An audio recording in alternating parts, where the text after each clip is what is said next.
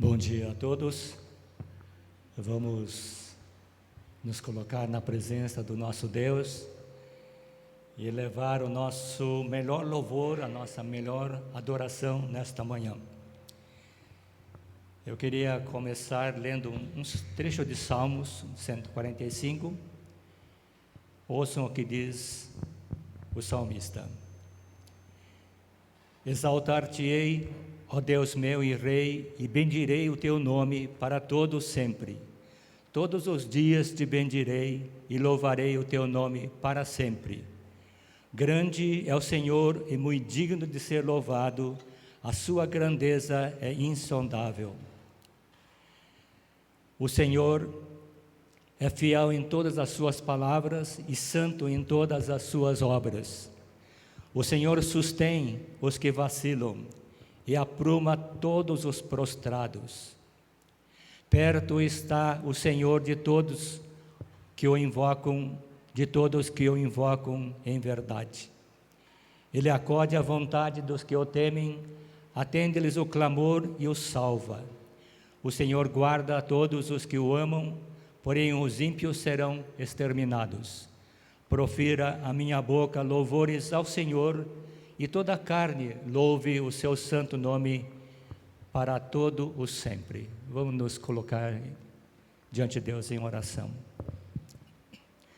Senhor, nosso Deus, nós te louvamos, te engrandecemos, porque o Senhor é digno de receber toda a honra e toda a glória, hoje e todo sempre, ó Deus. Senhor, nesta manhã nós nos reunimos como filhos teus, como uma família que leva o teu nome, Senhor, para te exaltar, para te engrandecer, ó Deus, pelas coisas boas que o Senhor tem feito em nossas vidas. O Senhor tem nos guardado, o Senhor tem nos suprido, o Senhor tem nos sustentado, ó Deus Pai, com bondade e misericórdia. E nesta manhã, Senhor Deus, nós abrimos os nossos lábios para te louvar.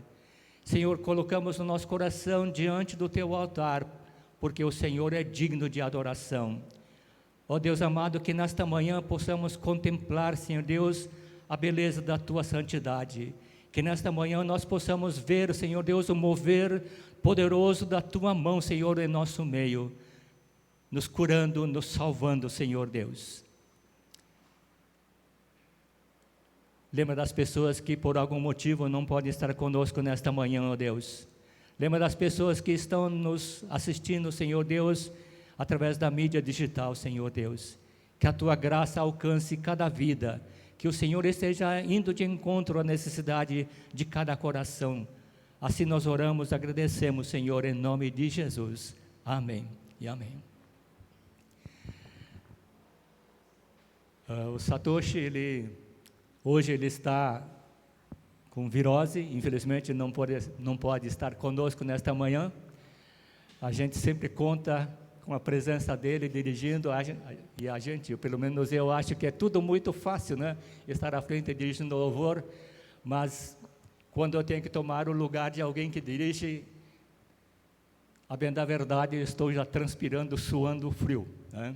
Mas, se você puder, coloque-se em pé diante de Deus e eleve seu coração, a sua voz, louvando, exaltando aquele que é o nosso Deus, aquele que é o nosso Salvador, aquele que é a nossa bondade que nós precisamos.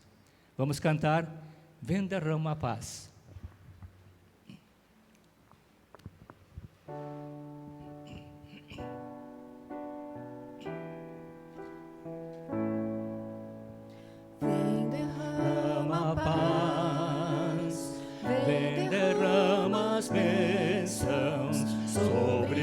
Este povo que se chama povo teu, dá-nos teu amor, dá-nos tua força, para que tentações não venham a nos desviar,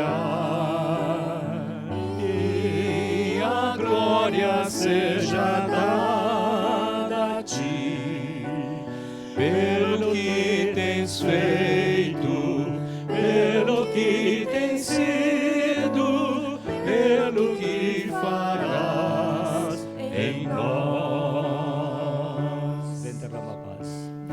derrama a paz, vem, derrama as bênçãos sobre este povo que se chama povo teu. Dá-nos teu amor, dá-nos tua força, para que tentações não venham a nos desviar, e a glória seja dada a ti, pelo que tens feito, pelo que tens sido, pelo que farás em nós, pelo que farás em nós.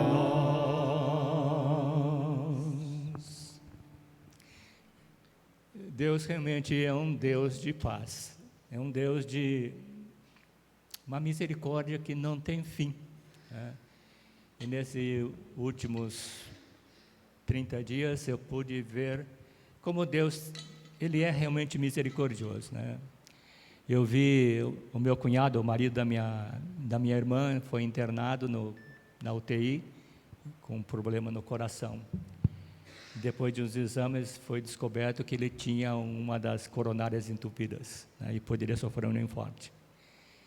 E junto nesse mesmo tempo, a minha irmã tinha feito um exame abdominal, e o gastro recomendou fazer uma tomografia, porque havia uma suspeita de um grande tumor no fígado, né? Bom, aí desandou tudo, né? E nós colocamos este problema diante de Deus em oração, pedindo misericórdia, né? Clamamos a mente de coração. E meu cunhado, foi feita a angioplastia nele, está bem, vai ter que recuperar por um bom tempo. A minha irmã teve o resultado da tomografia, é apenas um pouco de gordura no fígado, né? Então, novamente a paz voltou no meio da família. Vendo tudo isso acontecer, né, eu vejo assim como Deus tem sido bondoso, como Deus tem sido misericordioso, né? E como, diante de tantas coisas que Deus faz na nossa vida, né, muita gente acha, mas a minha saúde não está legal, que não sei o quê. A gente reclama de muitas coisas, mas se nós olharmos à nossa volta, existem pessoas que estão numa situação muito pior que a gente, né? Então nós temos realmente motivo, né, de agradecer a Deus, né? E às vezes fico sempre pensando comigo mesmo, o que é que eu posso fazer para o meu Deus, né? O que é que eu posso oferecer para o meu Deus, né? Diante de tanta bondade, tanta misericórdia que Ele demonstra, o cuidado tão grande dEle em nossas vidas, né? Nós podemos guardar a palavra de Deus no nosso coração, como diz o salmista, para não pecar contra o Senhor, né? O que nós podemos fazer? Nós podemos oferecer os nossos dons e talentos ao nosso Deus, servir com aquilo que nós temos, né? Muitas vezes eu ouço pessoas comentarem, eu não tenho nenhum dom especial, mas você pode ajudar. Todo mundo tem capacidade para fazer alguma coisa, então faça alguma coisa, mas faça isso para Deus. Vamos cantar Oferta Agradável a Ti.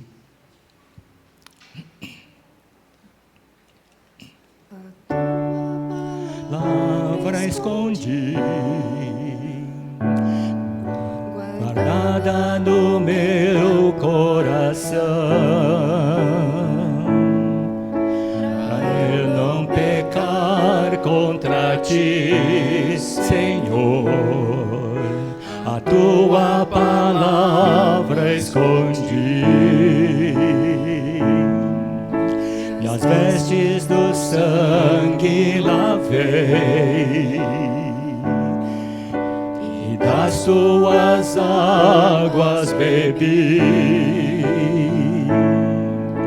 para ser uma oferta agradável a ti, minha vida a ti consagrei.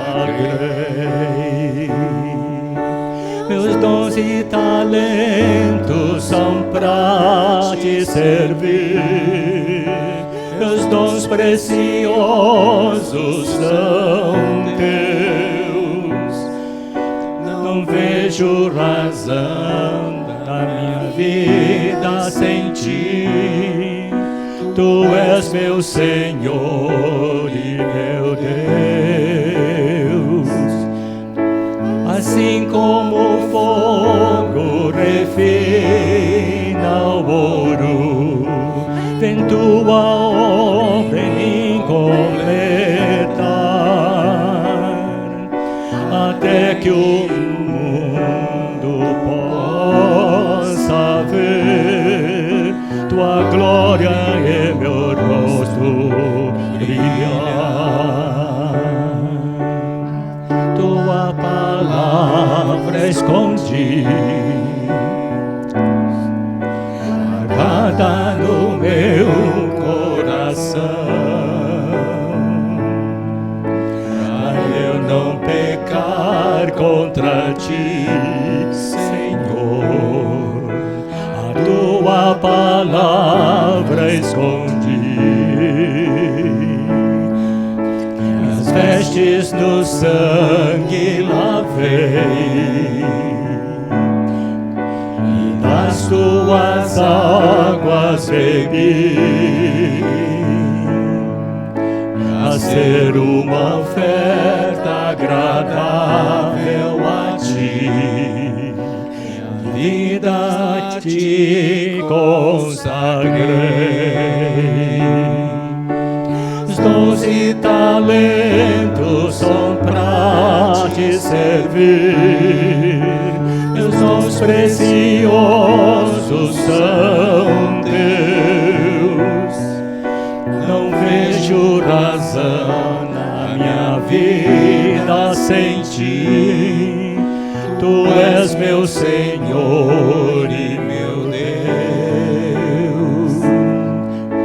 Assim como o fogo refina o ouro, em tua obra me completar, até que o mundo possa ver tua glória e meu rosto brilhar.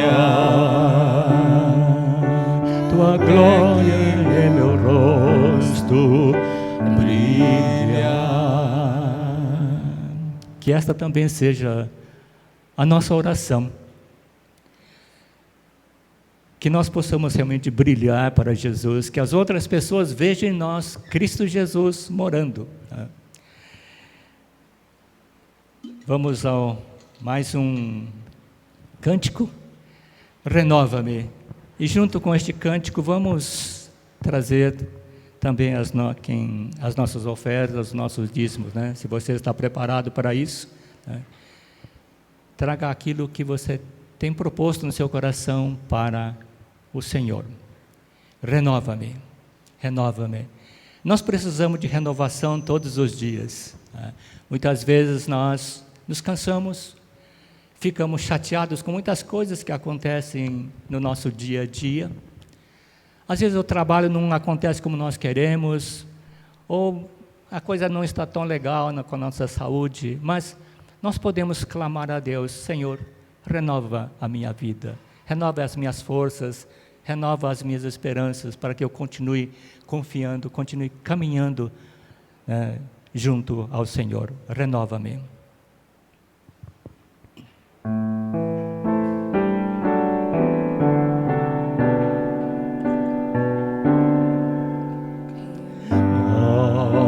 Renova-me, Senhor Jesus. Já não quero ser igual. Renova-me, Senhor Jesus, põe em mim teu coração, porque tudo que há dentro de mim necessita ser mudado, Senhor. Porque tudo que há dentro do meu coração necessita mais de ti.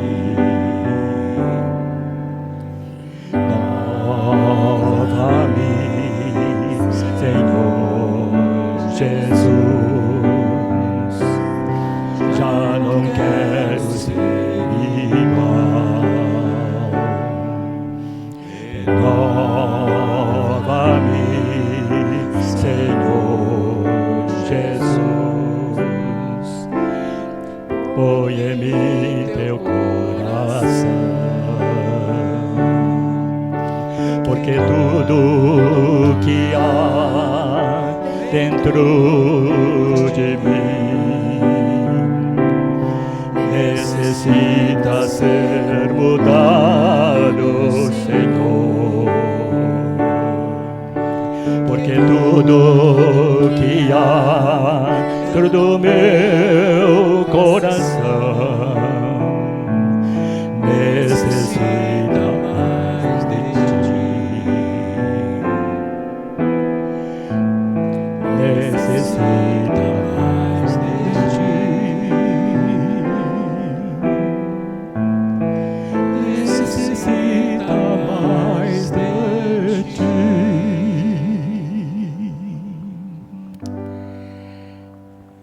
Vamos pedir para a Kimie nos dirigir em oração, entregando esta oferta nas mãos do nosso Deus.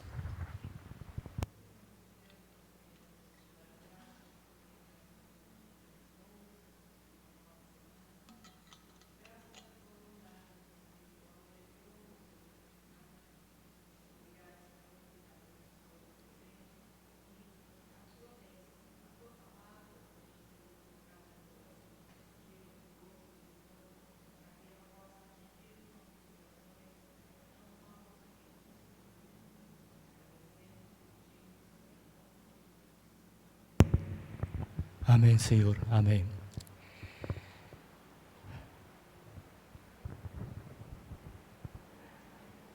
Deus é o Ser Supremo, o Criador de todas as coisas. Eu não canso de pensar como o nosso Deus é grande.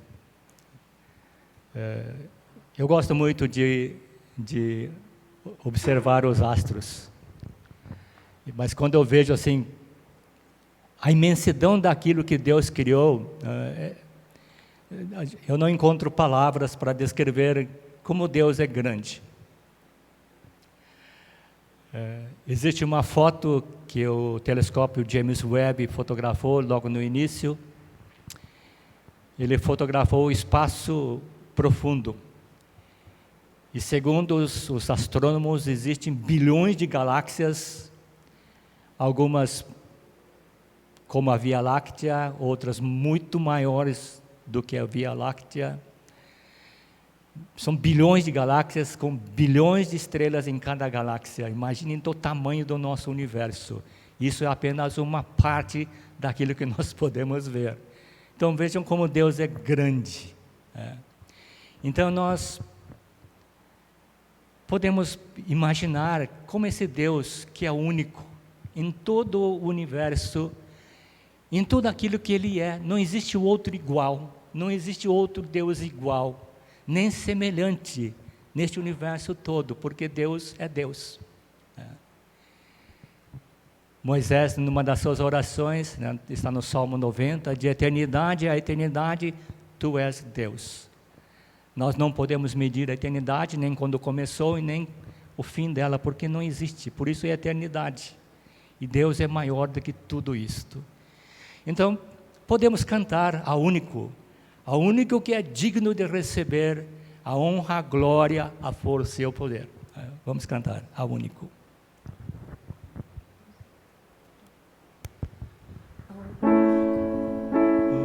Que é digno de receber honra e a glória. Podemos recomeçar, sem problema nenhum. Que é digno de receber a honra e a glória, a força e o poder, ao Rei eterno e imortal, invisível, mas real, a Ele ministramos louvor. Ao único que é digno de receber a honra e a glória, a força e o poder, ao Rei eterno e imortal, invisível, mas real, a Ele ministramos louvor. Coroamos a Ti, ó Rei Jesus, coroamos a Ti, ó Rei Jesus, adoramos o Teu nome, nos rendemos aos Teus pés, consagramos todo o nosso ser a Ti. Coroamos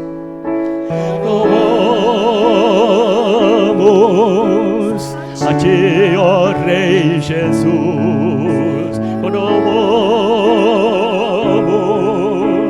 a Ti, ó Rei Jesus, adoramos o Teu nome, nos rendemos aos Teus pés, consagramos todo o nosso ser a Ti. Consagramos todo o nosso ser a Ti. Eterno Deus, como nós acabamos de cantar, a Ti, Senhor, o único e verdadeiro Deus, o nosso Deus, nós elevamos, Senhor, estes cânticos de louvor, estes cânticos de adoração, porque Tu és digno de receber o louvor e a adoração do Teu povo, Senhor Deus. O Senhor tem feito grandes coisas em nossas vidas, Senhor Deus, tendo sustentado, tendo nos dado saúde, tendo nos guardado, Senhor Deus. Tem feito tantas coisas, Senhor Deus, e o nosso coração muito sabe de tudo isto, ó Deus. Por isso, nós Te louvamos, nós Te exaltamos, Senhor Deus. E consagramos aquilo que nós somos a Ti nesta hora, Senhor Deus, para ouvirmos aquilo que o Senhor tem de mais precioso para as nossas vidas. Que a Tua palavra encontre, Senhor Deus, o abrigo em nosso coração, que a Tua palavra encontre em nosso coração um terreno fértil, Senhor Deus, para que possa germinar e produzir frutos, ó Deus. Amado Pai Celestial, abençoa o pastor Jorge, que estará trazendo a Tua palavra. Ministra, Senhor Deus, a Tua unção na vida dele, que a Tua graça, Senhor Deus, seja poderosa na vida dele, para que ele possa trazer-nos a Tua palavra ungida, Senhor Deus. Fortalece-nos, ó Deus, guia-nos, sustenta-nos, ó Deus. Assim nós oramos e Te agradecemos, Senhor, em nome de Jesus. Amém e amém. Pode se sentar, muito obrigado. Pastor Jorge, por gentileza.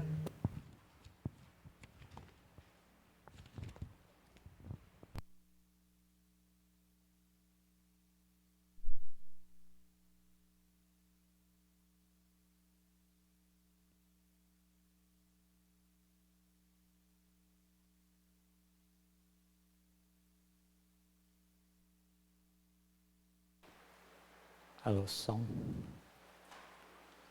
Ok. Graça e paz, irmãos. E a cada um que nos assiste também, está nos assistindo neste momento.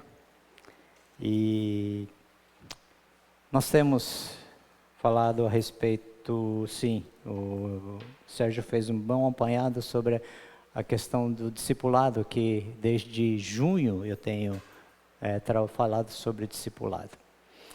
A prática do discipulado não é somente ouvir a palavra ou entender o que é o discipulado, mas nós temos que partir para a prática. E lembrando que eu tenho convidado a cada um de vocês a fazer o discipulado, tá? E eu me dispus a estar fazendo o discipulado com vocês, tá? Mas é um desejo que tem que partir de vocês. É um desejo que tem que partir de cada um de vocês.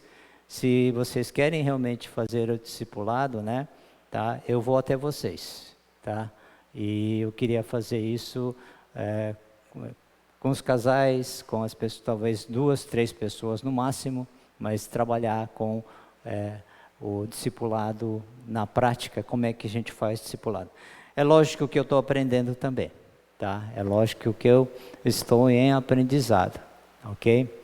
E Deus tem me ensinado coisas que são fundamentais para nós conhecermos, para nós podermos caminhar com Jesus, conhecendo a Ele. E a última pregação minha, o Sérgio também, nós falamos sobre o nome de Deus, sobre o Eu Sou, e coisas que nós temos aprendido desde, pelo menos para mim, desde a escola dominical, das 6 anos de idade, que eu participo, e também sobre o aprendizado bíblico que eu tenho desde lá, e aquilo que para mim foi insuficiente para mim nesse conhecimento que eu tive dentro da igreja, então eu fui buscando. Hoje eu tento trazer a palavra de Deus de uma forma que aquelas coisas que para mim não eram bem entendidas, não eram bem claras, né? Eu tenho trabalhado, me aprofundado nisso para que a gente possa realmente entender, tá? Como é que nós podemos fazer isso na prática. Por quê? Porque é engraçado, né? Parece que perdeu-se a ligação da vida de comunidade, como a Bíblia fala, e da vida da igreja instituição, né? Parece que está separado as duas coisas. E sendo que a palavra de Deus, ela nos ensina a respeito dessa vida de comunidade, como é a vida de comunidade. E quando aconteceu lá no livro de Atos dos Apóstolos, né? Então eu quero que vocês abram lá no livro de Atos dos Apóstolos, no capítulo 4. Hoje nós vamos discorrer do capítulo 4, versículo 32, até capítulo 5, versículo 5, versículo 5. Deixa aberto na Bíblia de vocês. Eu prefiro que vocês tenham Bíblia para vocês compararem os textos, ok? E isso é importante, porque para o nosso estudo da palavra de Deus, nós deixamos também outra coisa, estudar a palavra de Deus, estudar a Bíblia, tá? E vocês mesmos comprovarem se aquilo que o pastor está falando, aquilo que o Sérgio está pregando, se nós temos sido fiel à palavra de Deus, tá? Então, vamos a algumas coisas que são fundamentais para o nosso entendimento melhor da palavra de Deus. E hoje eu quero falar sobre a comunidade do Cristo ressurreto, tá? É uma coisa que parece a nós uma coisa distante, uma coisa que não foi atingida, que o pastor está colocando agora, mas parece uma utopia, tentar viver esse tipo de vida da comunidade, tá? E então se satisfazendo simplesmente com a vida que nós temos, uma vida cristã, tá? Passiva, uma vida cristã mais voltado realmente às minhas necessidades, aos meus desejos, aos meus sofrimentos, tá? No que responde realmente a estas coisas que eu estou buscando, tá? Só que a palavra de Deus vai além disso. Ela tem um chamado, tem uma missão para cada um de nós, tá? E essa missão se cumpre junto com uma comunidade, não separado dela, não sozinho, ok? Atos capítulo 4, versículo 32, eu quero começar com esse texto, tá?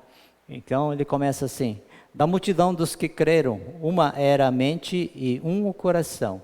Ninguém considerava unicamente sua coisa alguma que possuísse, mas compartilhavam tudo o que tinham. Eu quero ser mais exaustivo sobre esse versículo, sobre a vida da igreja primitiva.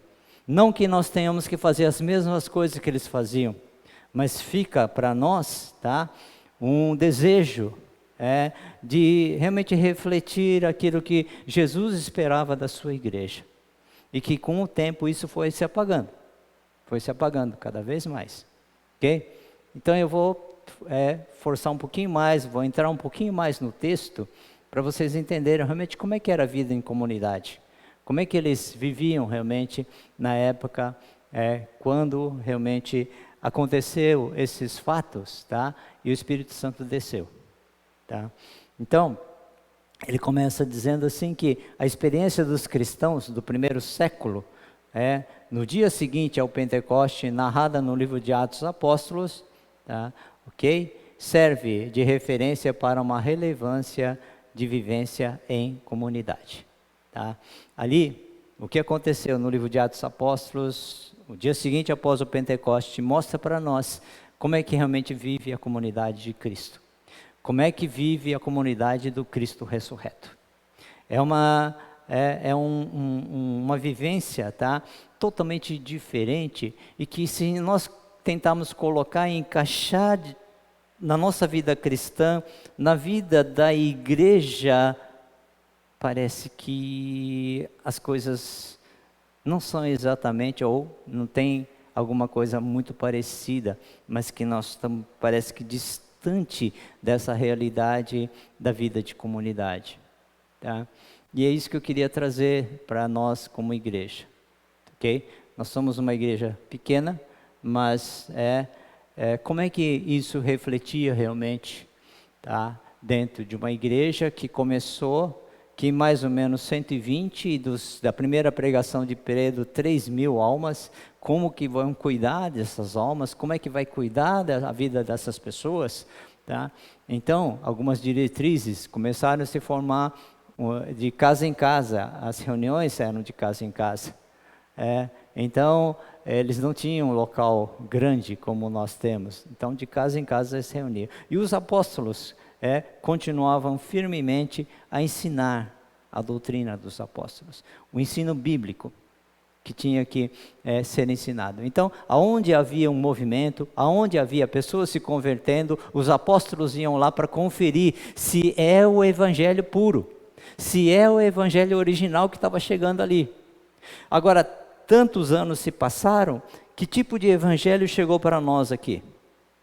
Como é que esse filtro veio? Como é que esse ensino veio até nós aqui? Isso que nós aprendemos, isso que nós acostumamos a acreditar, as nossas crenças, tá? Daquilo que achamos que tem muita coisa na nossa crença que não tem nada a ver com a palavra de Deus. Está fora da palavra de Deus. Então essas coisas vieram. Agora, quem é que conferiu se realmente é o evangelho original? É o evangelho do Senhor Jesus. É o evangelho do Cristo ressurreto.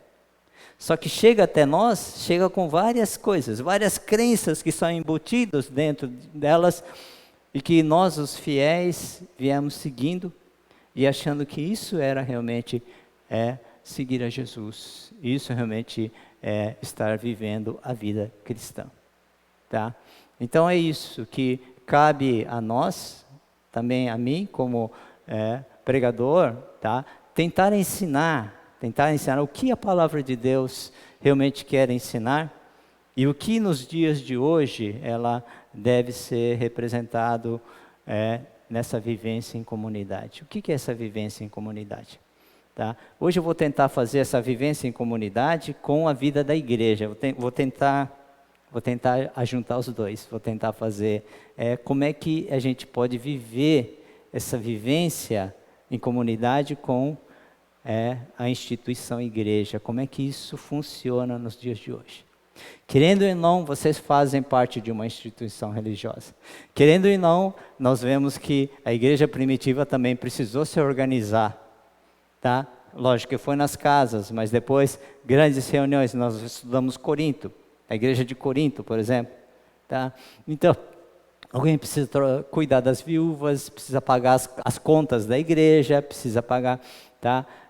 Precisa ter uma instituição que tem CNPJ, que tem tudo, porque dentro da nossa sociedade, a igreja também, ela tem que ter um testemunho claro.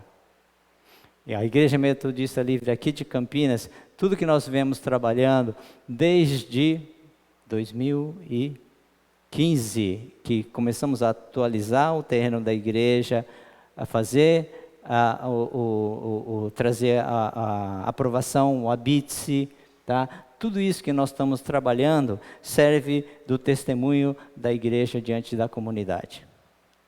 Tá? Então, em nome de Deus, tem muitas igrejas que isso fala lá do pessoal da prefeitura mesmo. Tem muitas igrejas que estão funcionando clandestinamente. Não pagam seus impostos. Não fazem realmente aquilo que a prefeitura é exigido da sociedade, do governo. Não estão fazendo. Tá? Então, nós nesse sentido estamos tentando fazer desde 2015. É lógico que ainda não saiu, mas nós estamos quase lá. Estamos chegando no finalmente. Não podemos desistir agora. Tá? Então, são coisas que acontecem dentro, mas são necessárias. São necessárias no mundo em que nós vivemos, na sociedade em que nós vivemos. Na cidade de Campinas, precisa ter esse exemplo. Não precisa de igreja, não precisa dessa... Então, vamos fazer reuniões nas casas. Então, soube de algumas pessoas que realmente têm o chamado e começam a fazer suas reuniões nas casas, clandestinamente. Tá? São locais que juntam pessoas que não podem ter aquele número de pessoas naquele local. Não tem segurança. Não oferecem aquilo que funcionam clandestinamente. Tá? Em nome de Deus. Então nós temos isso também acontecendo. Tá? Então, o que isso significa nos tempos de hoje? Será que é relevante? É relevante para nós termos um local realmente que, dentro da cidade, ela seja um local de testemunho? Aqui é uma igreja, e que eles têm todas as normas de segurança, eles funcionam conforme todas as normas de segurança exigidas pela prefeitura da cidade. E assim, tá? Então eu queria falar um pouquinho sobre isso, o que aconteceu após o Pentecoste. O Pentecoste é o cumprimento da promessa de Jesus. Eis que estou convosco todos os dias até a consumação dos séculos. Então, o nosso Deus está conosco, o nosso Deus está entre nós. Ok? Esse foi o nome de Deus, eu sou o que sou, eu estarei com vocês. Tá? O eu sou em Êxodo 3:12 e no versículo 14, tá? Ele fala eu sou o que sou, e depois o mesmo significado ele vai trazer no versículo 14, eu estarei com vocês. Então esse Deus, o nosso Deus, ele está conosco, o nosso Deus está entre nós, ele está aqui. Ok? Então essa modificação, tá? Por quê? Porque nós prestamos o culto a Deus aqui, prestamos culto a Deus como se Deus estivesse longe, estivesse distante. Mas Deus, principalmente no Pentecoste, e Ele falou para nós, eu estarei com vocês. Onde estiverem 2 ou 3 reunidos em meu nome, e ali estou no meio deles. Tá? Então, o Espírito Santo que desceu entre nós, mas ainda nós tratamos a Deus como se estivesse fora. Nós temos que clamar a Deus, chamar a Ele para participar do culto, para estar presente. Nós vamos clamar a Deus. Não, Deus está no meio de nós. Ele prometeu isso. Então essa ficha não caiu ainda. Essa ficha não caiu para nós. Tá? Ainda nós buscamos a Deus como Ele estivesse longe. Mas está aí, ao alcance da tua mão. Ele está mais próximo do que você imagina. Tá? É isso que não tá conectado. A gente não consegue conectar isso. Porque aprendemos a buscar a Deus no monte, aprendeu a buscar a Deus lá no local distante. Quando vamos ao monte, é para termos um local reservado, local fora da sintonia da cidade, do celular, do barulho, de distração. Estamos ali naquele local buscando a Deus, tá? Sem interferências. Um local que realmente a gente pode estar, tá? Mas porque se a gente está... E ainda nós buscamos a Deus como se estivesse distante. Qualquer lugar, eis que estarei com vocês todos os dias até a consumação do século. E qual é a grande evidência que Ele está conosco, que Ele está entre nós? É que nós somos comunidade. É isso que a palavra de Deus fala. E como é que isso nós vamos trazer isso para o nosso entendimento realmente da palavra de Deus que Ele quer nos ensinar? Tá? Então é interessante, característica das pessoas que têm uma experiência com Jesus, então é isso que fala. A primeira coisa é que essas características de pessoas que têm uma experiência real com Jesus, são pessoas que têm uma experiência profunda com Ele, com Jesus. Eles abandonaram o reino de eu, eles pararam de conjugar a vida nas categorias da primeira pessoa do singular, eu, meu. Tá? E conceito de propriedade privada, é meu. Tá? Isto aqui é meu, é para mim. Então, é isso que está acontecendo. Ok?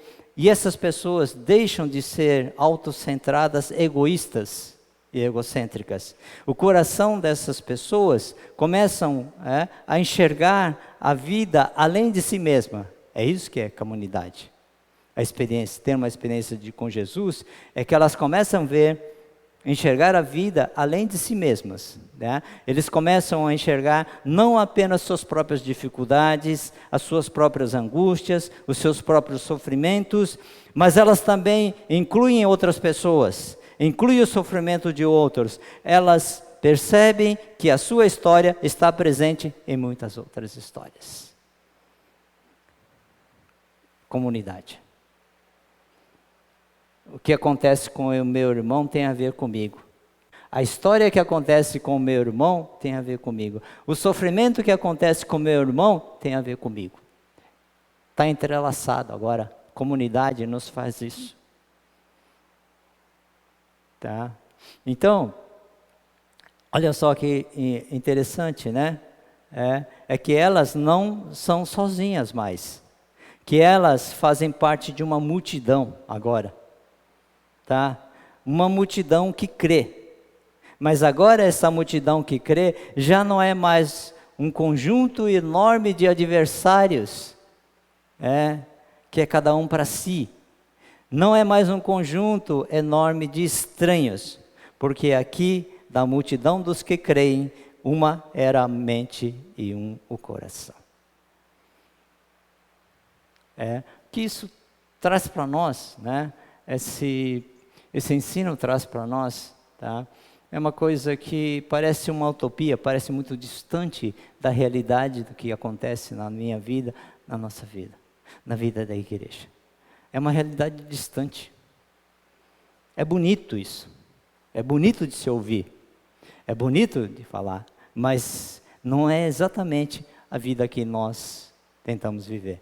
Então, cada vez mais nós encontramos pessoas sozinhas, pessoas conjugando a vida, eu, o meu, minha bênção, é o meu sofrimento, é a minha angústia, é a minha alegria, mas não conjugam a vida nosso. Nós.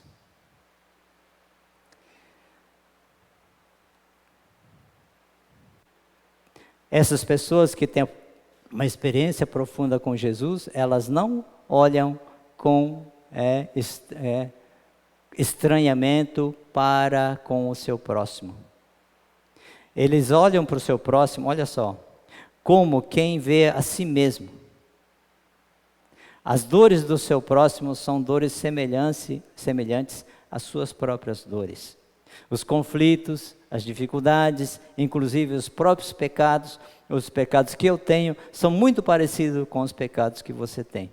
As tentações que eu vivo são muito semelhantes às tentações que você vive. As dúvidas que eu tenho são muito parecidas com as dúvidas que você tem. Agora somos nós. É como se tivéssemos um coração unido. É isso que a Bíblia fala, que está acontecendo ali. E é isso que ele fez quando o Espírito Santo desceu. Não que cada um vivesse para si.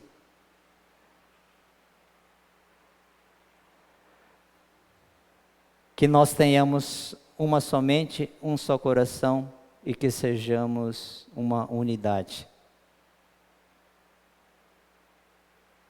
Unidade no sentido de nos pertencermos uns aos outros. Pertencermos uns aos outros. Tá? Então,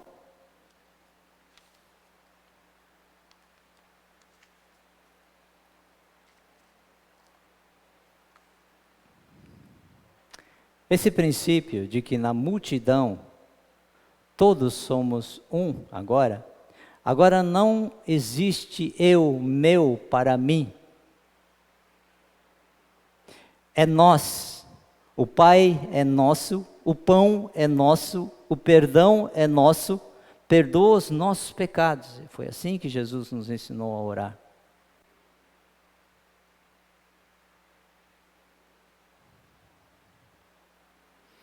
Você já orou por um irmão que você vê que ele está em dificuldade, está em pecado, está distante? Por um irmão teu e chega nessa oração e fala assim: perdoa o meu pecado, como se o pecado daquele irmão também fosse teu, você fizesse parte. Você já orou assim? Jó orava pelos seus filhos.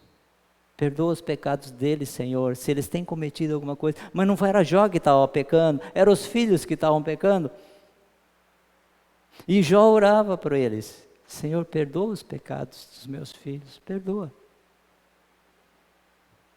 Interessante isso. Perdoa o nosso pecado. Isaías orava assim. Ele orava assim, como se o pecado do povo fosse o pecado dele.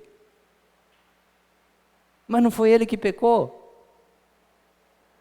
Eles sabiam realmente, entendiam realmente que quando uma pessoa se converte a Jesus, tem uma experiência profunda com Jesus, eles começam a conjugar a vida. E ele diz: não mais eu, mas nós. Mas nós. Ok? Ok. Nós deixamos então o reino do eu e fomos para o reino de Deus. E no reino de Deus nós vivemos o reino do nós e do nosso. Por isso é que não havia entre eles necessitado algum. Ninguém considerava coisa unicamente sua, aquele que possuía, mas eles vendiam as suas propriedades e colocavam o dinheiro aos pés dos apóstolos. E os apóstolos distribuíam o dinheiro segundo a necessidade das pessoas. Ok? Então vamos ver aqui um texto que é muito interessante nós começarmos a estudar aqui. Ok? Vamos estudar um pouco sobre Ananias e Safira. Tá? Ananias e Safira, o que chama a atenção das pessoas quando leem esse texto aqui, falam assim: nossa, como o Espírito Santo é duro. Como é que Ananias, puxa, nós temos feito coisas piores do que essa, enganado a Deus, né? Em muitas outras coisas, e esse casal que enganou a Deus, porque ele deu uma oferta, mas parte da oferta ele disse que era todo, tá? E ele foi condenado, ele Eles acabaram morrendo. Que duro é o Espírito Santo. Pensou se ele agisse entre nós nos dias de hoje? Eu pensava, quem estaria vivo até? Quem poderia estar vivo, né? Mas olha só a lição que nós temos. Abram lá em Isaías, em Atos capítulo 4, nós vamos continuar lendo, tá? Nos versículos 36 e 37. Ok? Vamos continuar então. Eu li o versículo 32, eu vou ler 33 ao 37, ok? Acompanhem comigo, Atos capítulo 4. Com grande poder, os apóstolos davam testemunho da ressurreição do Senhor Jesus, e sobre todos eles havia grande graça. Entre eles não havia necessitados, pois quem possuía terra ou casas, vendia o que era seu e levava o dinheiro aos apóstolos para que dessem aos que precisavam de ajuda. 36. José, a quem os apóstolos deram o nome de Barnabé, que significa filho do encorajamento, era da tribo de Levi e nascido na ilha de Chipre. Ele vendeu um campo que possuía e entregou o dinheiro aos apóstolos.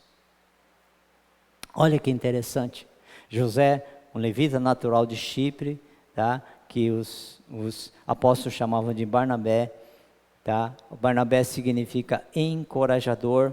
Vendeu um campo que possuía, trouxe o dinheiro e colocou aos pés dos apóstolos.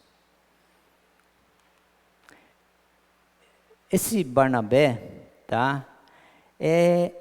O nome dele, tá? O nome dele, encorajador, consolador, tá? O nome significado que deram encorajador, consolador, é como se fosse o Espírito Santo o consolador. O que o Espírito Santo faz? O que o Espírito Santo faz quando realmente quando ele realmente toma a vida de uma pessoa? Então ele faz assim que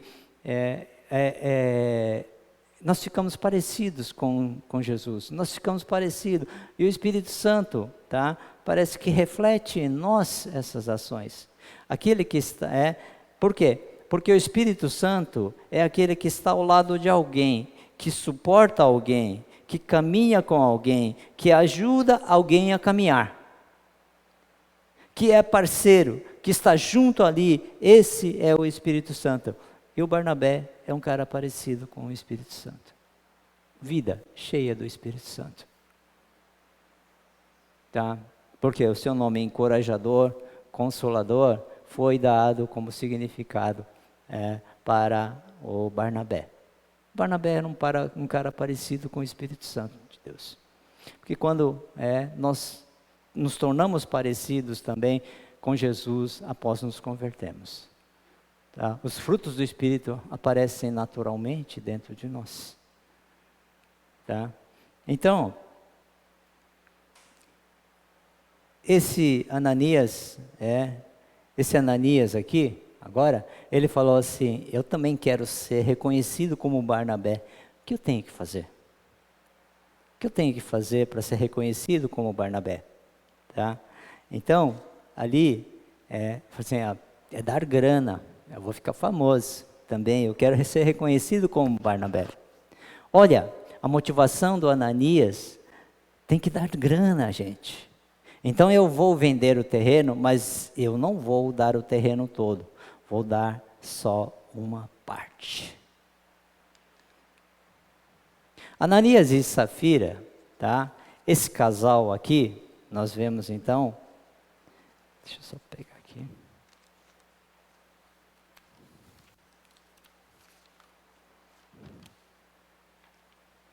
Estou perdido aqui já nas minhas anotações.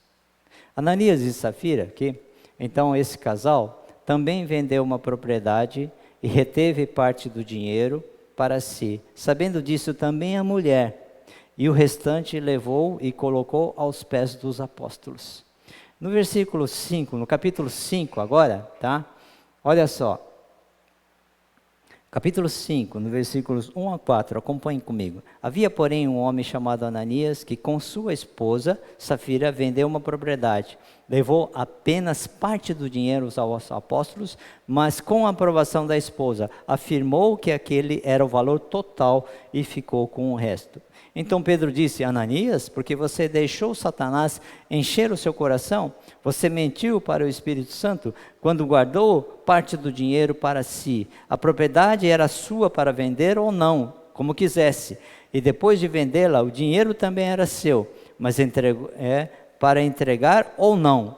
Como pôde fazer uma coisa dessas? Você não mentiu para nós, mas para Deus. Esse é o texto de Ananias e Safira. Tá? Então nós começamos a perceber algumas coisas que estão acontecendo no meio de nós também, tá?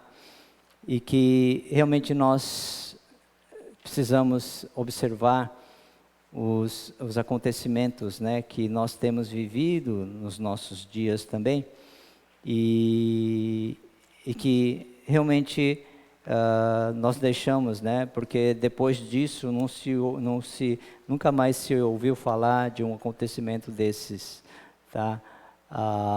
Como aconteceu entre Ananias e Safira, tá, ok? Então Pedro dizendo assim, olha, presta atenção nisso. Pedro dizendo assim: Ananias, quando você chegou aqui na comunidade do Cristo ressurreto, você recebeu um manual de regras, de obrigações. Você recebeu um código legislativo ao qual você deveria se submeter? E nesse caderno com regras e leis, estava escrito que você era obrigado a vender os seus terrenos? Não. E você, por exemplo, recebeu um manual ou alguma regra que você era obrigado, tendo vendido um terreno, trazer o dinheiro e colocar aos pés dos apóstolos? Não. Então por que é que você fez isso, Ananias?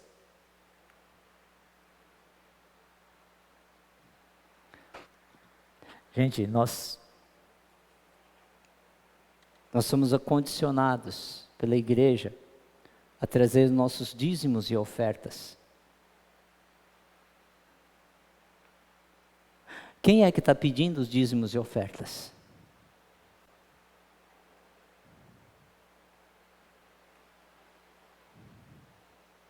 Quem é que colocou esse manual de regras para você trazer seus dízimos e ofertas à casa do Senhor?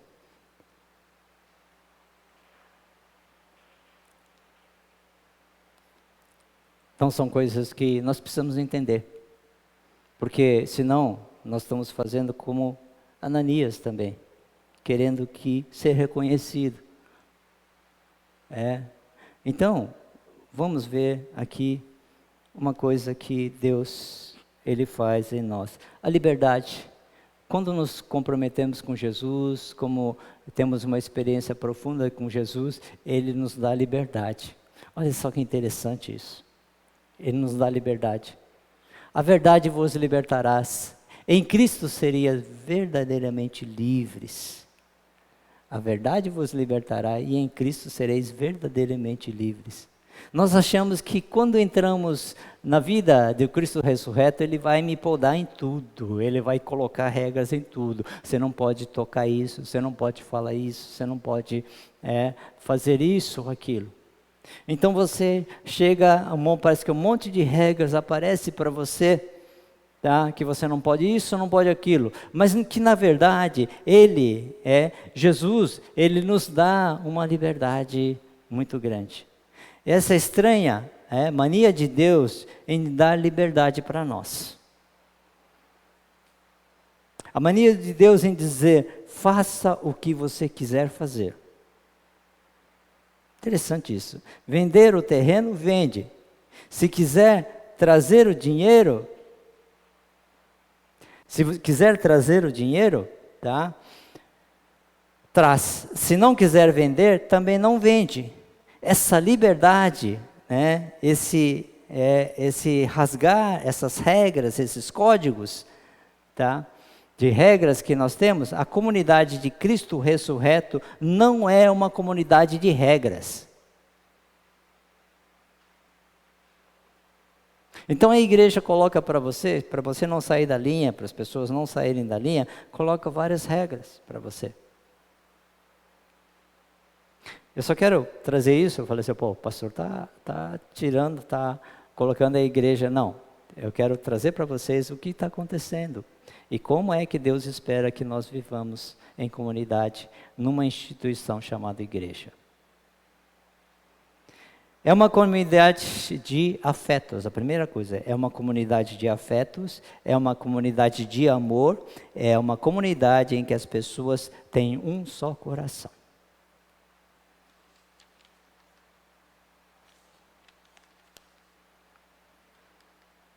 Elas estão ligadas na consciência, elas estão ligadas no coração, elas estão ligadas no entendimento.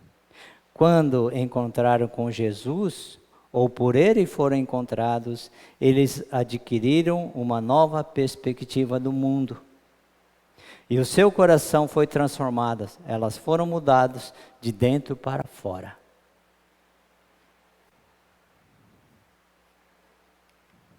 Alguma coisa aconteceu, tá, dentro delas que vinculou elas radicalmente à pessoa de Jesus Cristo, que não é mais preciso ficar dizendo para elas o que elas têm que fazer ou deixar de fazer. Interessante, uma pessoa que tem esse conhecimento, tem não só conhecimento, esse relacionamento profundo com Jesus, ela sabe o que tem que fazer. Interessante, o Espírito Santo que vai dirigir a vida dessa pessoa e ela sabe o que tem que fazer.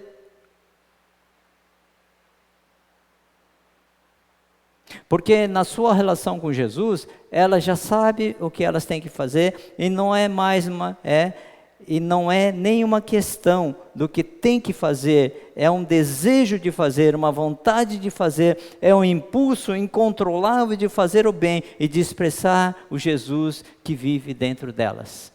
Quando Jesus vive dentro de nós, é esse desejo incontrolável de fazer o bem.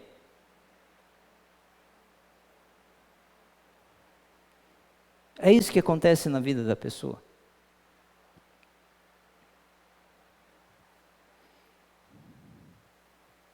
Diz que é mais ou menos como estar apaixonado. Quando não tem mais afeto, aí sim começa a vir a gestão das coisas. Aí não tem mais desejo, aí começa que a gente já não vive o mundo da liberdade, porque confia na intensidade da relação, na qualidade da relação. Quando é que a gente controla o outro? Quando não confia.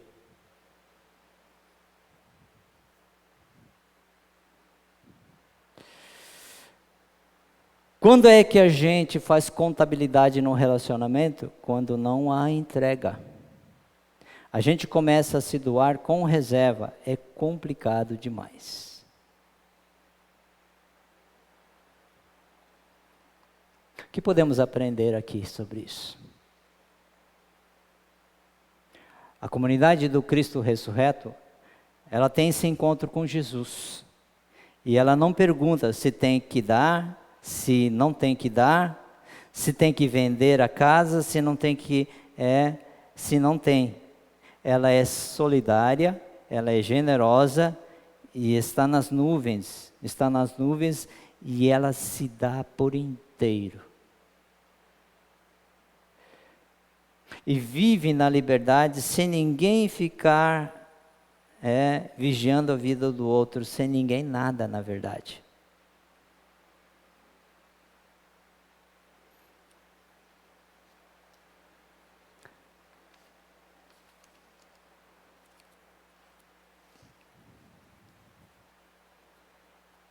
Você sabe mais o que? O que ela faz? Ela não mente. Ela não mente.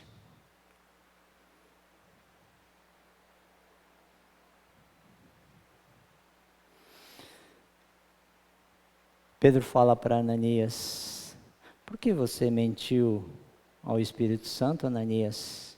E no final do versículo 4, você não mentiu aos homens, mas sim a Deus. Isso é o cúmulo, você mentir para Deus.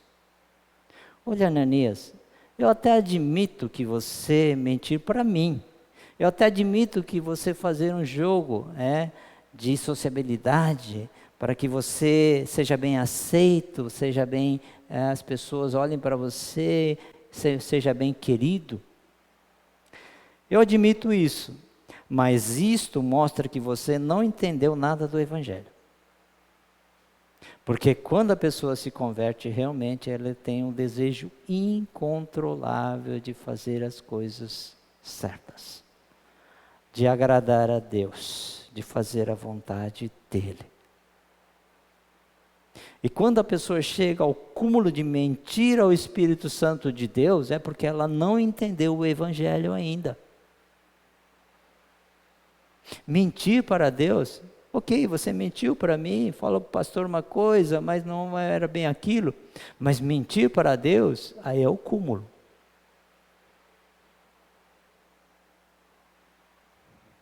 Porque você ainda está no reino do eu. Você ainda está querendo fazer parte do clube que você acha que o Barnabé faz parte.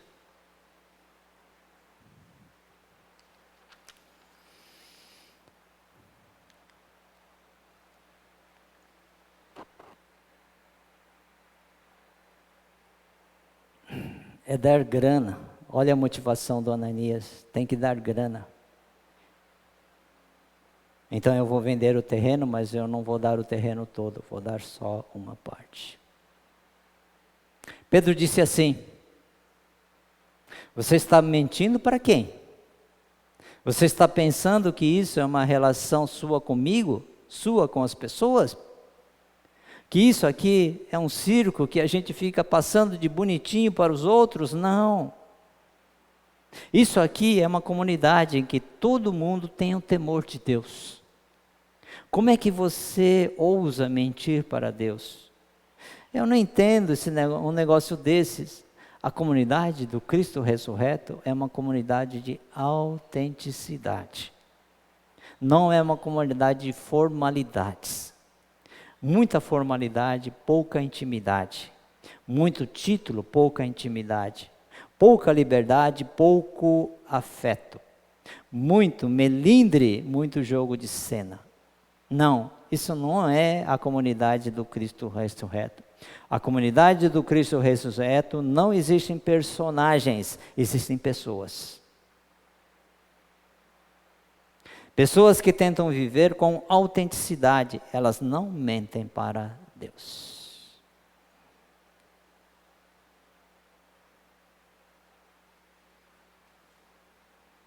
E é isso que está acontecendo no meio de nós.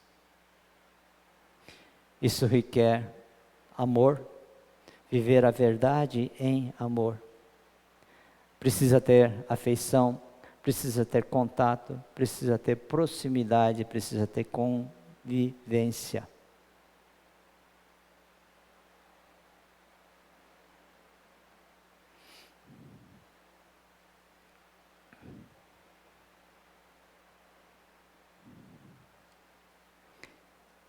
Uma das coisas que a gente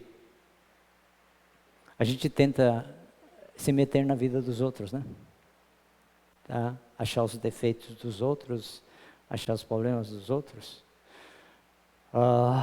Eu tenho esse problema também, não questão de meter na vida dos outros, mas eu estava conversando com a Kimi e com algumas pessoas, que às vezes eu vejo a atitude de um cristão que se diz maduro, líder, pastor, tá? Mas que ele não condiz com a vida em Cristo Jesus. Não condiz. E passei por algumas igrejas, eu falei que eu sou o pastor que eu sou mais conhecido dos pastores da Metodista Livre que viveram, que tantas mudanças fizeram que a Ruth não aguenta mais mudança, tá? Passando por igrejas, e todas elas tinham algum problema ético, um problema moral, liderança. E Deus um dia falou para mim, eu não gostava de confrontar essas coisas. E Deus um dia falou assim, não, você tem que confrontar o pecado. Se é pecado, tem que confrontar. E um certo pastor, um mentor meu, ele falou assim, se você quiser ficar de boa numa igreja, passa a mão na cabeça, faça aquilo que eles querem que você faça. Não fica se metendo na vida dos outros. Não fica mostrando as coisas que... Mas eu tenho a clara certeza de que Deus um dia falou para mim, você vai ter que confrontar o pecado. Eu passei por várias igrejas e problema ético, problema moral, era muito sério dentro da igreja. E uma das coisas que o Espírito Santo tem me mostrado é que uma das coisas que nós temos que tomar muito cuidado na vida dos outros, tá?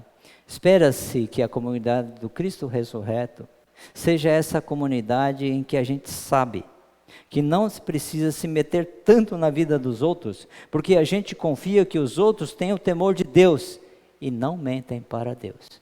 Não é eu que tenho que controlar a vida dessas pessoas. Mas quando se trata de problemas dentro da comunidade, por exemplo, aí eu pego 1 Coríntios, né? Que fala assim, vocês sabem que tem um cara aqui que tem relações com a sua madrasta, e vocês sabem disso, e vocês nem disciplinaram, não falaram nada a respeito disso. Como é que vocês deixam isso acontecer? Falando para a igreja. E um pouco de fermento leveda toda a massa.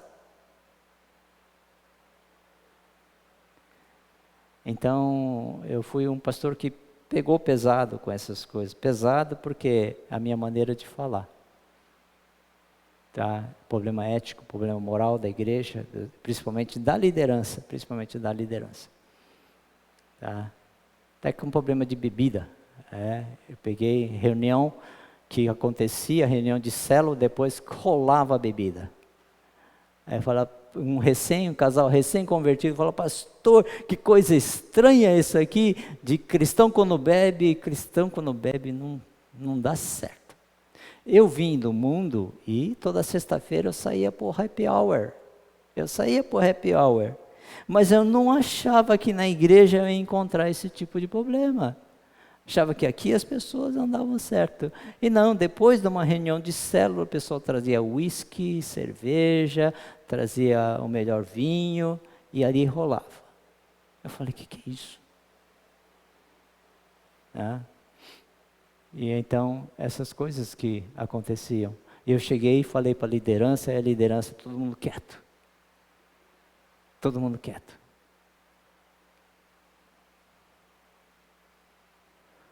E aí, um dos líderes chegou para mim e falou assim, pastor, onde está escrito que não pode beber?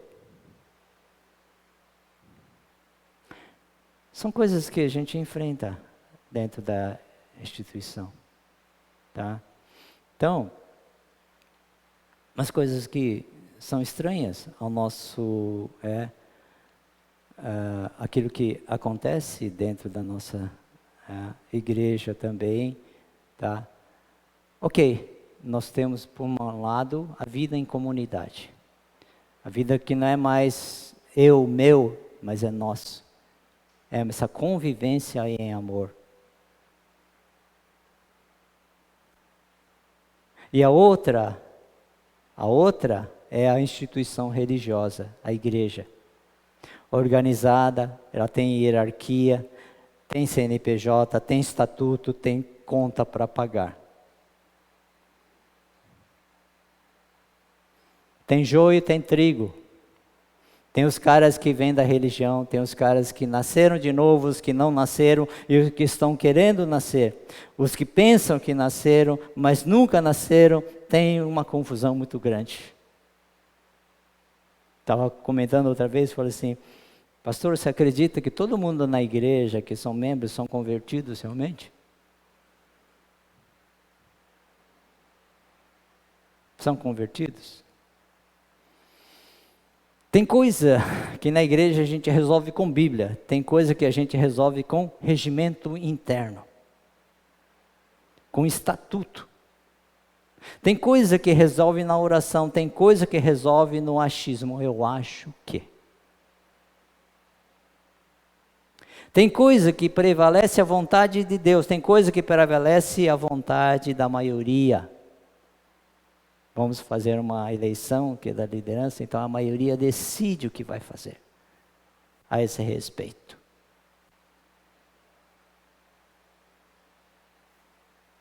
Tem coisa que prevalece a vontade minha mesmo.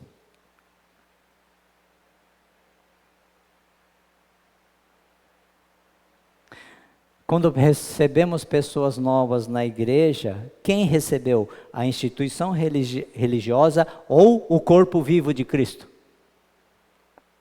Respondam isso para mim.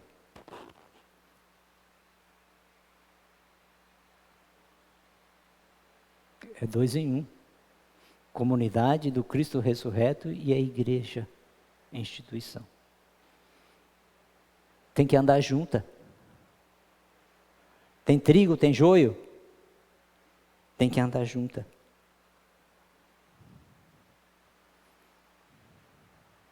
Não, então, por causa disso, aí eu vou acabar com a instituição, eu vou fazer a igreja do meu jeito, eu vou fazer a reunião nas casas, aí começa a vir as crianças, começa a vir os adolescentes, aí tem que comprar um lugar, tem que alugar um lugar maior, tem que comprar cadeiras, e daqui a pouco, fala assim, vocês têm ordem, vocês têm alvará para funcionar este local? Aí você vai na prefeitura, você abre um alvará, um CNPJ, e daqui a pouco... Ou você vive sem isso. Age na clandestinidade.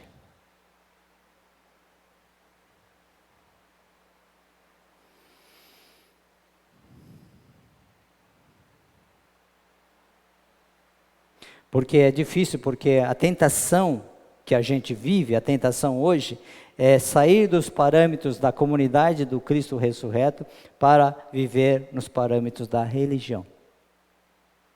Meter doutrina, meter controle, exigências, estabelecer critérios, disciplina daqui e dali. É assim que acontece. A Igreja Metodista Livre, os leigos compõem as comissões, ok? Então os ministérios do concílio, chamado clérigos e leigos. Ele não é só composto só por os pastores. Todas as comissões têm pastores e leigos juntos. Tá? Então, essa é uma das grandes vantagens. Então, vai lá, o leigo não tem voz sim. Tá? Então, dentro das comissões do concílio, nós temos leigos, membros comuns e pastores. Tá? Então, todas as comissões compõem. Os membros da igreja compõem a Assembleia da Igreja. E a Assembleia da Igreja é o órgão máximo de autoridade do governo da igreja. O concílio é o poder máximo de governo. É bom para todo mundo isso aí. Nós vamos ter o concílio agora, nesse final de semana. 25 e 26 nós temos o concílio. Ali, todas as coisas que estão mudando, como que estão cuidando das finanças, estão cuidando da igreja, tá? Os estatutos, o que muda, o que nós temos que fazer para estar dentro das regras da sociedade, a ética. Então as igrejas, tempo atrás foi cobrado realmente esse habites, esse alvará de funcionamento das igrejas. E muitas igrejas deixaram escapar. Tá? Então começou a cobrar, vamos colocar isso aqui em dia. Então muitas igrejas começaram a trabalhar dentro disso. Então, o concílio ele age, é um órgão que age para facilitar, para ajudar as igrejas também a fazerem isso. Tá? Então, nossa igreja, ela tem isso sim. E quando tem o concílio, tem regras sim, para funcionar o concílio.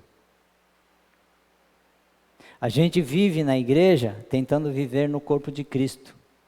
A gente vive na igreja tentando viver, é isso. Só que parece que as pessoas separaram isso.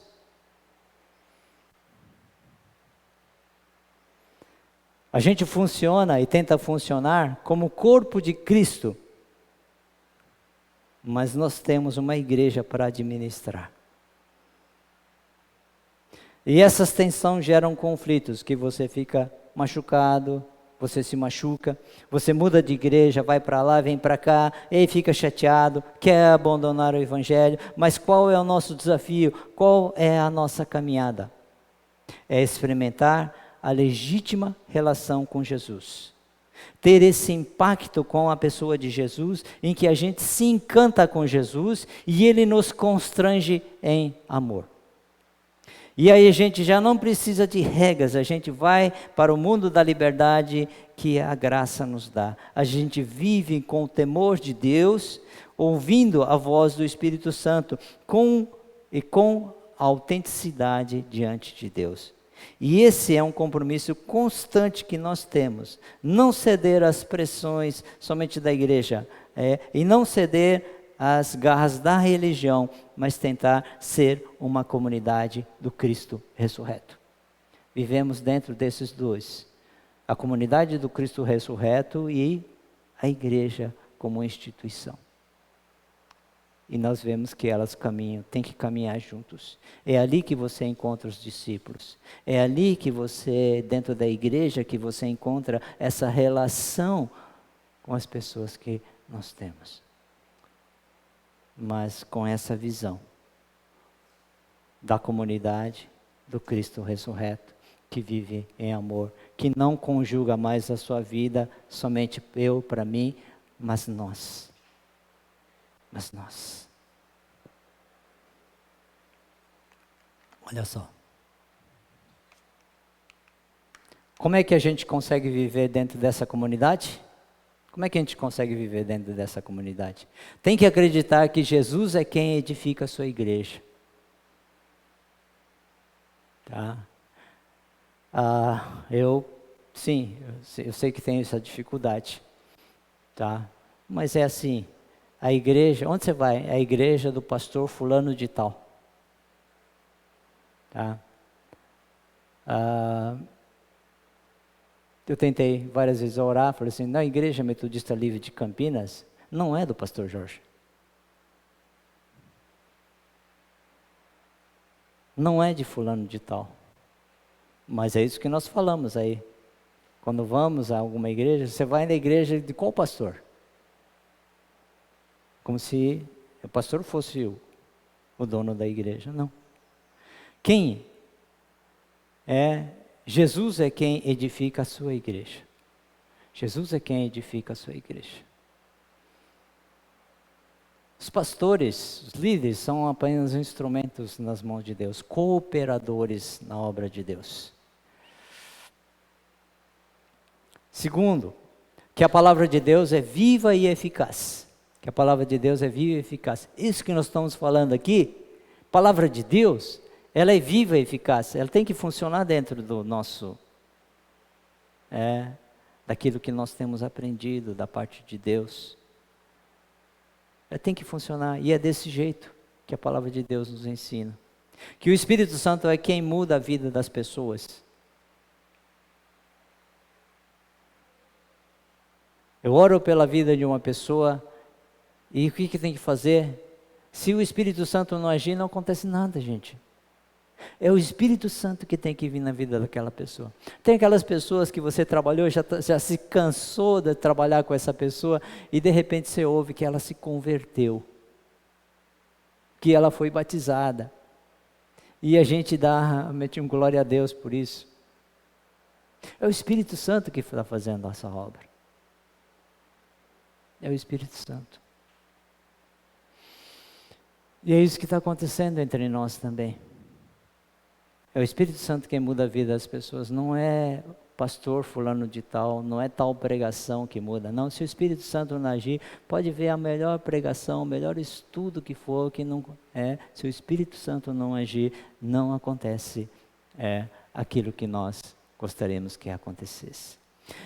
E que a nossa parte é criar um ambiente mais possível, facilitador possível, para que as pessoas que estão conosco nessa jornada se encontrem com Jesus, sejam transformados pelo Espírito Santo na palavra de Deus para viverem a sua glória.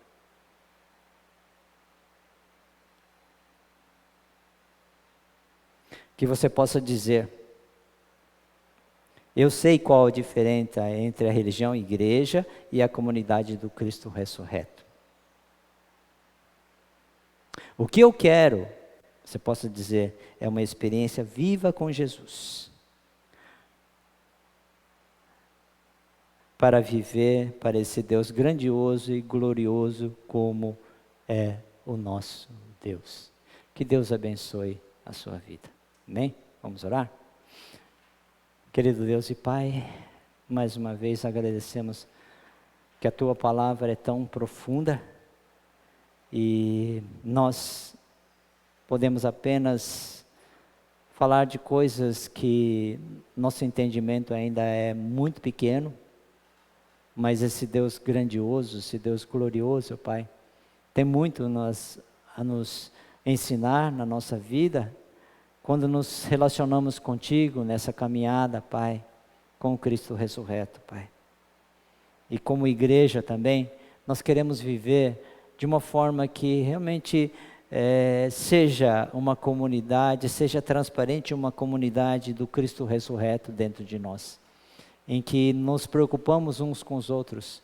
Nós olhamos as aflições, sofrimentos das pessoas e falamos assim, é o meu sofrimento, é a minha dor. E quando nós oramos por nós e não por mim mesmo, Pai.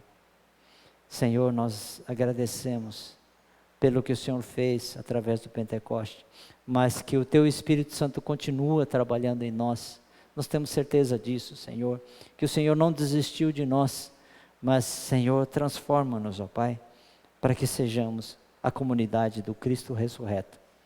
Aquilo que foi perdida com o tempo, com as crenças que nós aprendemos que não condiz com a Tua palavra, mas, Senhor, nós pedimos realmente que nós sejamos transformados novamente pelo Espírito Santo de Deus. Que o Espírito Santo de Deus nos transforme novamente, muda a nossa mente, mude o nosso coração e o nosso entendimento, Pai, para olharmos o nosso irmão, a nossa irmã e dizermos, nós estamos juntos. Agradecemos por tudo isso e oramos em nome de Jesus. Amém, Senhor. Vamos orar. Que a graça de nosso Senhor e Salvador Jesus Cristo, o amor de Deus o Pai e a comunhão do Espírito Santo seja com cada um de vocês, hoje e para todos sempre. Amém. E amém, Senhor.